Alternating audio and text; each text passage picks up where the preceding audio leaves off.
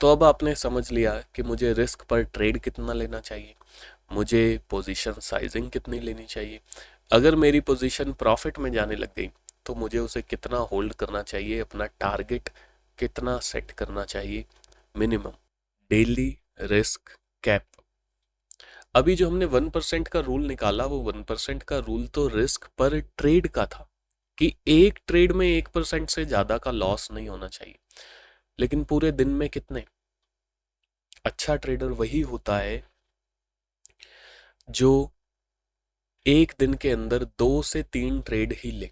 देखो, अगर आप अच्छे ट्रेडर हो, आपकी स्ट्रेटजी अच्छी है, आपने उस पे बैक टेस्ट किया है, चार्ट्स पे मेहनत की है, सब कुछ आपने अपनी तरफ से सब कुछ अच्छा रखा है, तो आपको 10 ट्रेड नहीं चाहिए ठीक होने के लिए।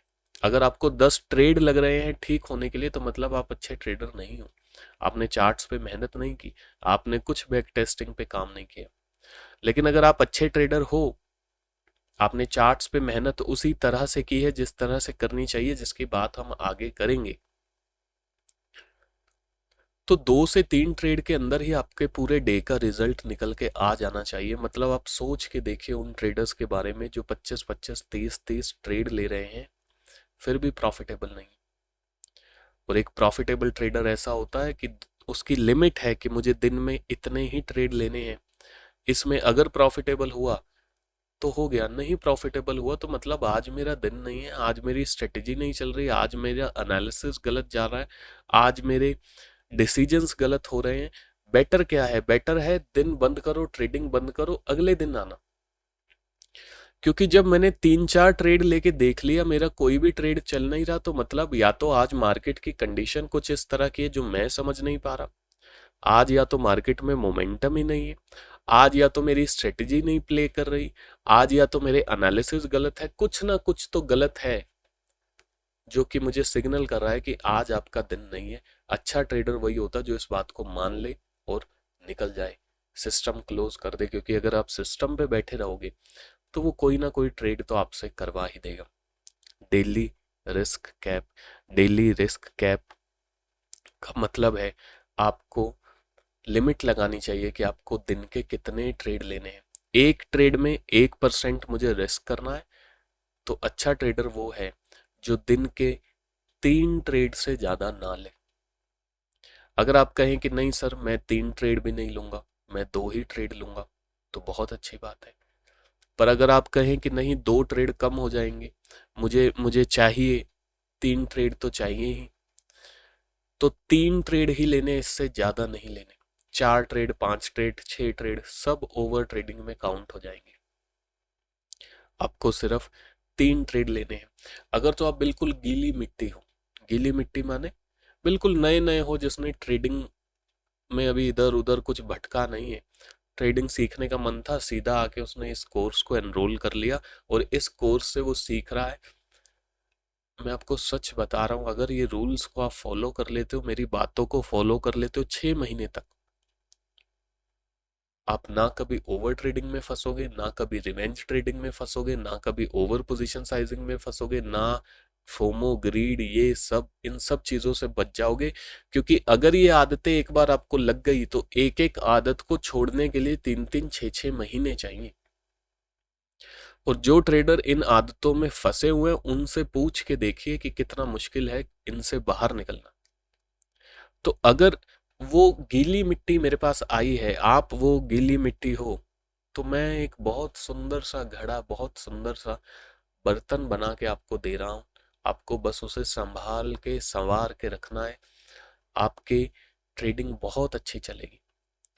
देखो, जब आप अच्छी ट्रेडिंग करते हो ना, आपको मालूम नहीं है ये ट्रेडिंग एक बहुत ही अच्छा रिवॉर्डिंग बिजनेस है। लेकिन रिवॉर्डिंग बिजनेस सिर्फ उन्हीं के लिए है जो अपनी लोअर साइड को प्रोटेक्ट करके रखते हैं, माने अपनी कैपिटल, अपने ब्रह्मास्त्र को प्रोटेक्ट करके रखते हैं।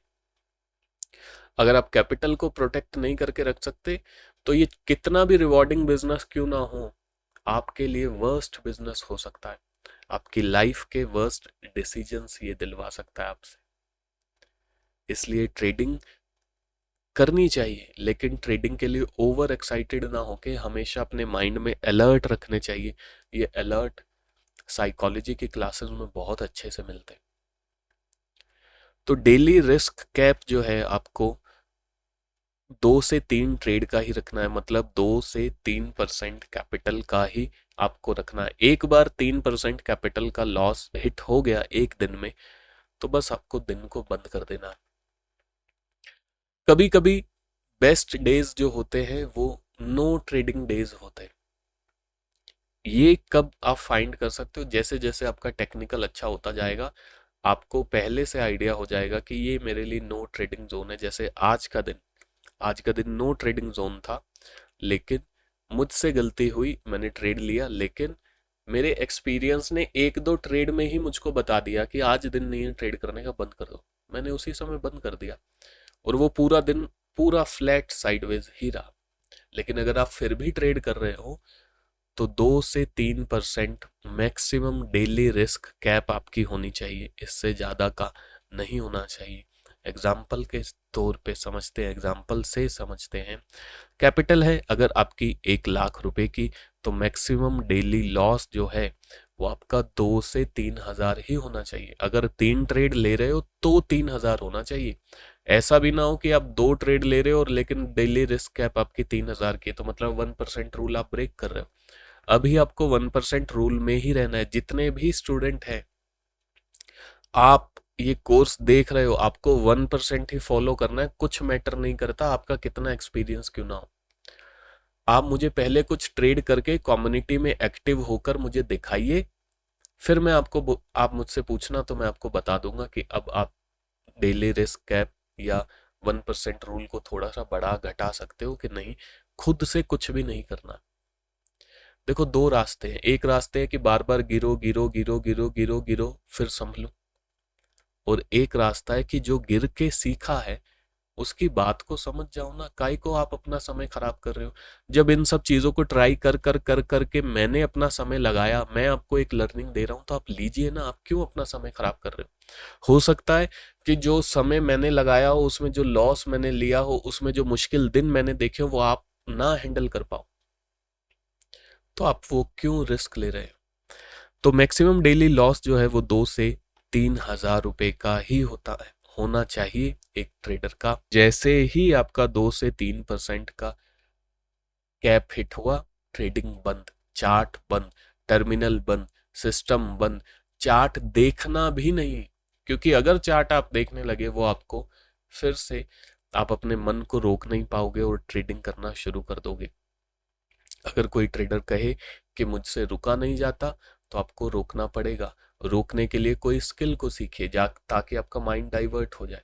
रोकने के लिए अगर आपकी जॉब है, जैसे ही ट्रेडिंग बंद हुई जॉब का काम शुरू कीजिए। बिजनेस है, जैसे ही ट्रेडिंग बंद हुई बिजनेस का काम शुरू कीजिए। आप हाउस वाइफ है, जैसे ही ट्रेडिंग 2 से 3% का कैप हिट हुआ, अपने घर का काम, बच्चे और ये सब, इन सब में आपका जो भी नॉर्मल रूटीन है उसको फॉलो।